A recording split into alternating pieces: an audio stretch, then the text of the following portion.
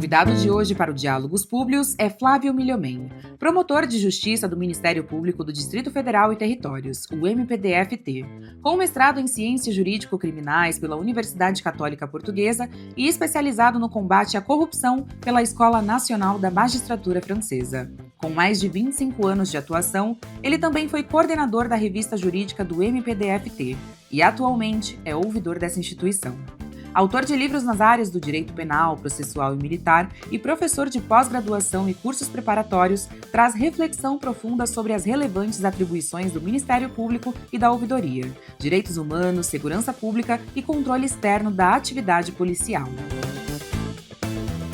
Olá, sejam todos bem-vindos e todas bem-vindas. Hoje temos a honra e a satisfação de ter uma conversa com o Dr. Flávio Milhomem, ouvidor aqui do Ministério Público do Distrito Federal e Territórios. É uma satisfação muito grande, Dr. Flávio.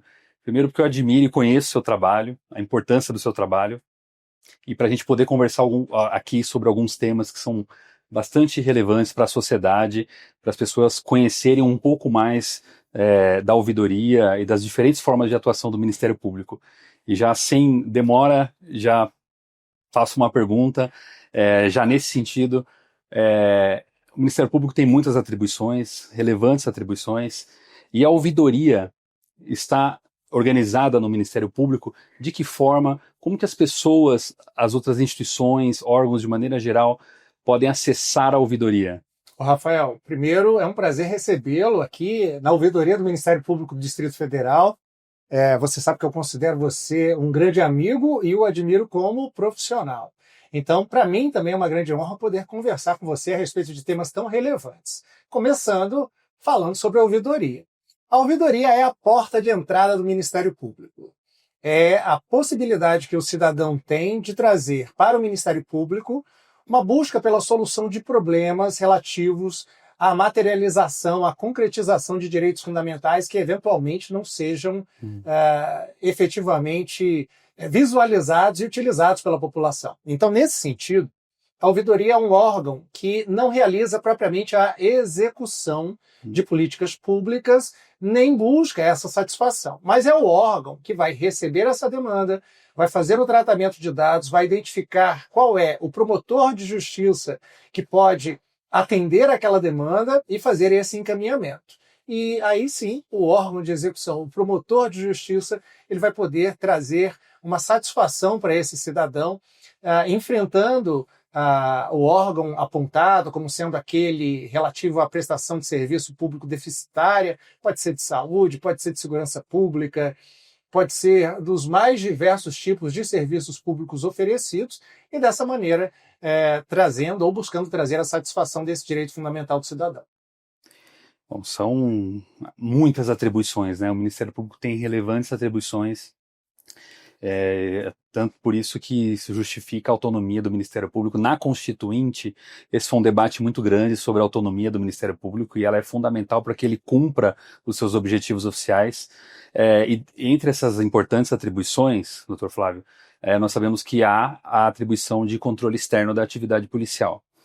Gostaria que, se fosse possível, falar um pouco dessa atribuição, né, do que ela representa para o Ministério Público, para a sociedade, e como que a sociedade, e não só o cidadão, né, como as instituições, né, da rede de segurança pública, elas interagem com o Ministério Público em relação a essa atribuição. O Ministério Público, como você já adiantou, ele tem um mundo de atribuições, né? A atribuição tradicional de atuar com exclusividade na busca da responsabilização penal de pessoas acusadas da prática criminosa, mas uma feição que se aproxima muito mais da comunidade é aquela que visa a resguardar direitos coletivos, direitos transindividuais, direitos que pertencem à coletividade de modo geral. E é nesse contexto que a gente vai falar a um direito que encontra previsão constitucional, que é o direito à segurança pública. Todo cidadão tem o direito a que o Estado lhe preste a segurança pública para que ele possa exercer as suas atividades no dia a dia, com tranquilidade, sabendo que não será atingido pelo crime. E é nesse contexto que o Ministério Público atua juntamente com os órgãos de segurança pública, com as polícias, visando a resguardar esse direito do cidadão.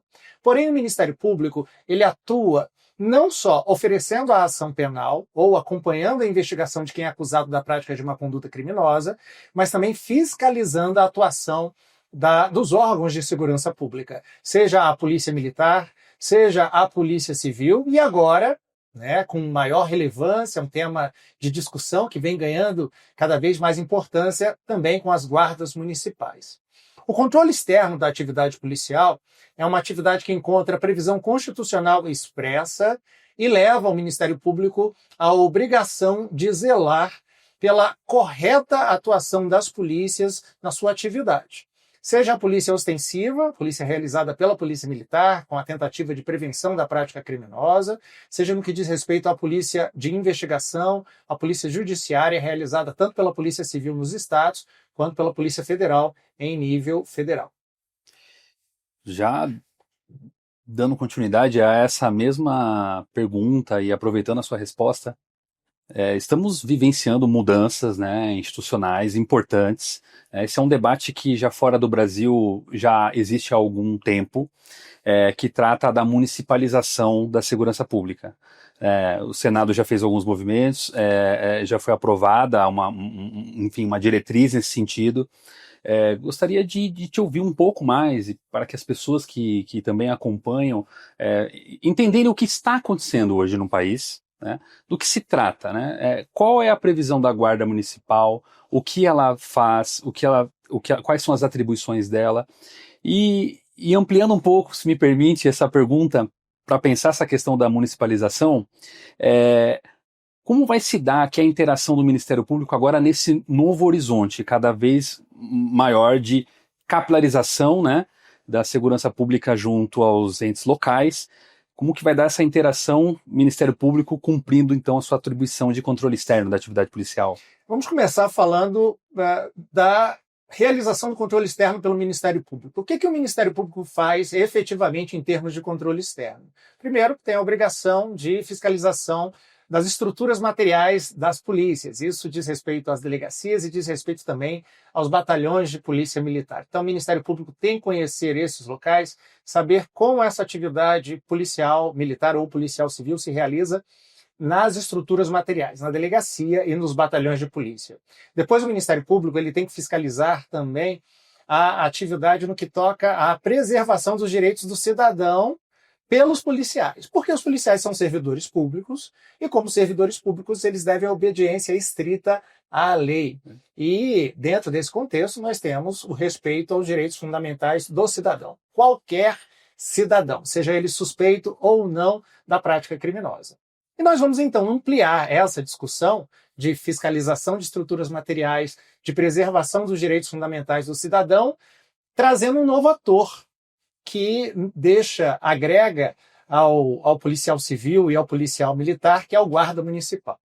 As guardas municipais, elas ainda não são consideradas órgãos integrantes do sistema de segurança pública nos termos da Constituição, nos termos do artigo 144.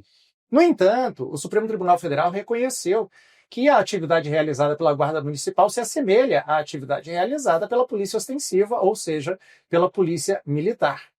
E esse foi um passo importante para se buscar o reconhecimento da Guarda Municipal como órgão efetivo de segurança pública. E foi por essa razão, sob a minha interpretação, que o Senado aprovou a PEC, o projeto de emenda constitucional, a proposta de emenda constitucional, para reconhecer formalmente a Guarda Municipal como órgão de polícia. E com isso, nós passaremos não só a tratar a Guarda Municipal como polícia municipal, mas também para assegurar a eles direitos relativos às polícias, que até então eram exclusivos da Polícia Penal, da Polícia Militar e da Polícia Civil, além da Polícia Federal. Eu vou aproveitar um pouco mais essa resposta e, se me permite, alongar um pouco mais essa questão, porque ela é bastante relevante, né, no momento que a gente vive, né? Porque essa discussão toca a segurança pública, mas toca também uma questão que envolve o nosso federalismo, né? Então, a gente, quando pensa municípios no Brasil, a gente sabe que estamos diante de bastante desigualdade entre os municípios. Há muita desigualdade entre os estados, entre regiões do país, entre os estados, o Distrito Federal e os estados, e entre os municípios. Isso é muito acentuado. Há muitos municípios que dependem, que sobrevivem com base em repasses, né, de estados e da União. Não tem arrecadação suficiente. Isso em algum momento vai tocar o tema aqui da segurança pública e essa questão da municipalização da segurança pública.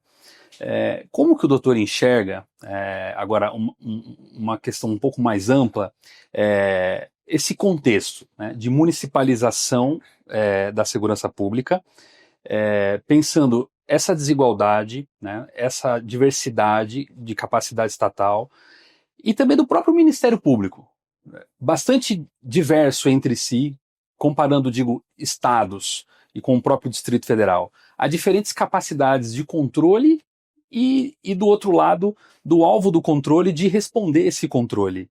Como que o doutor enxerga esse cenário? Vamos falar sobre a efetividade do controle externo do Ministério Público? Bom, cuida-se de uma opção política.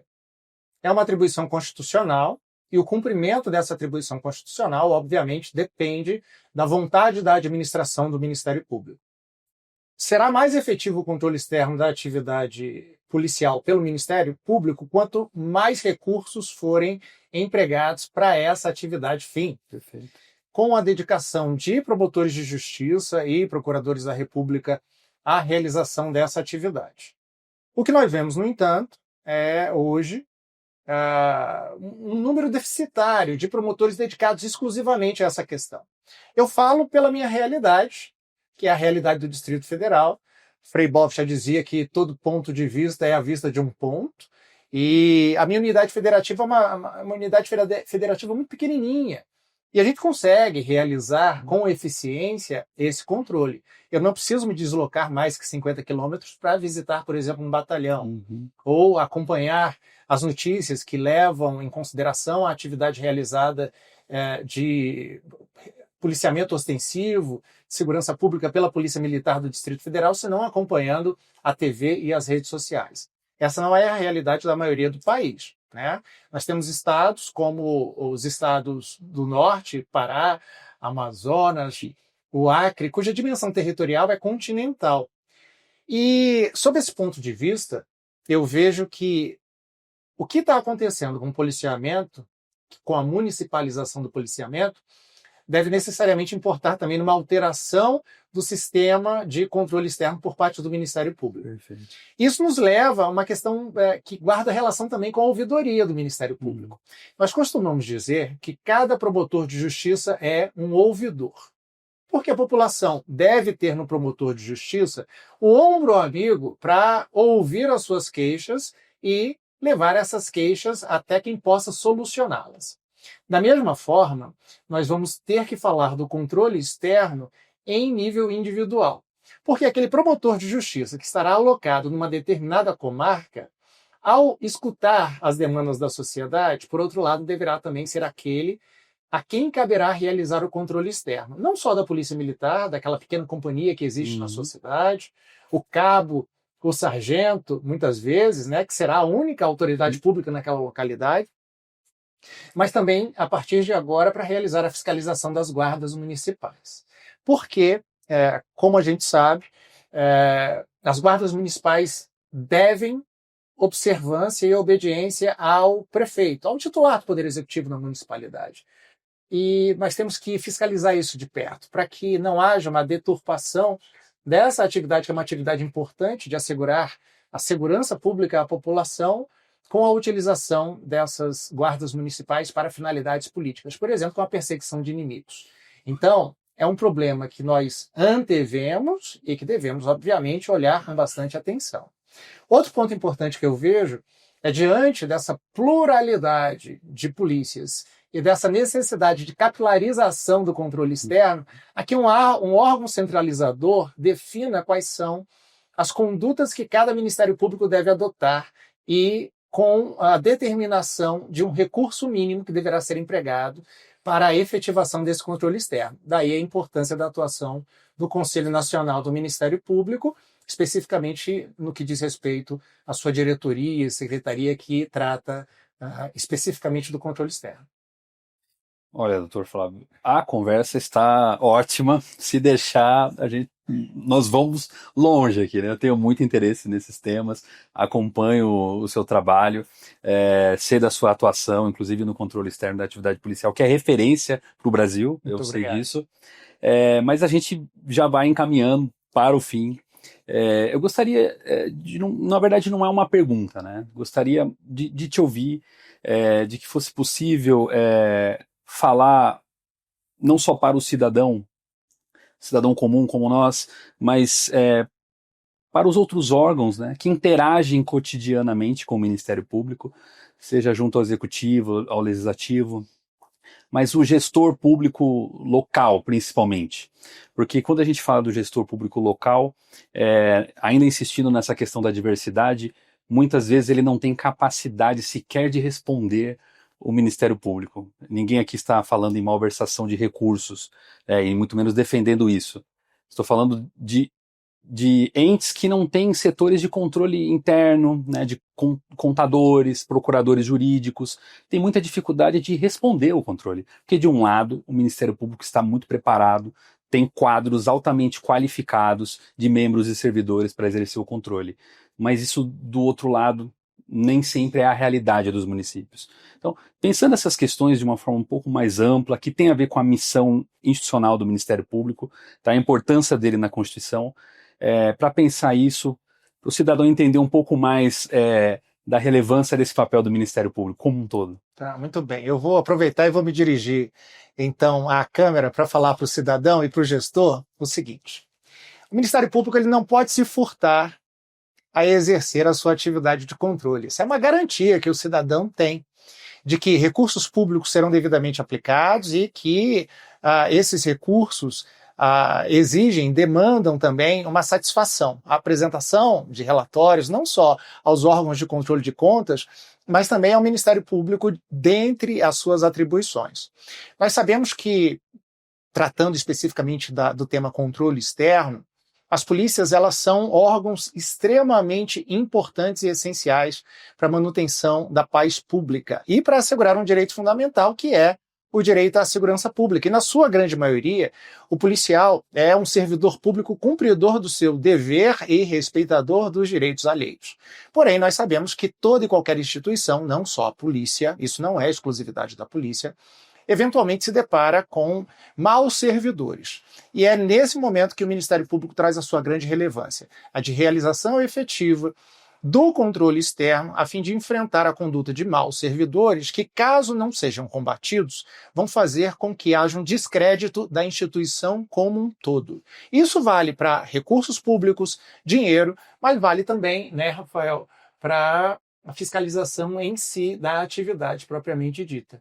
Então, quando o Ministério Público realiza a sua atividade, ele não está indo contra a instituição policial, seja ela policial civil ou policial militar. Não. O que ele quer fazer é assegurar a força da instituição para que ela possa exercer a sua função constitucional de maneira efetiva, e o Ministério Público atua supletivamente para ajudar que a instituição policial possa realizar o seu munus público, o seu serviço público, a sua missão constitucional, que é assegurar um direito fundamental do cidadão. Segurança pública, antes de mais nada, é direito fundamental do cidadão. E o Ministério Público, quando realiza o controle externo, está colaborando com as polícias para assegurar esse direito fundamental.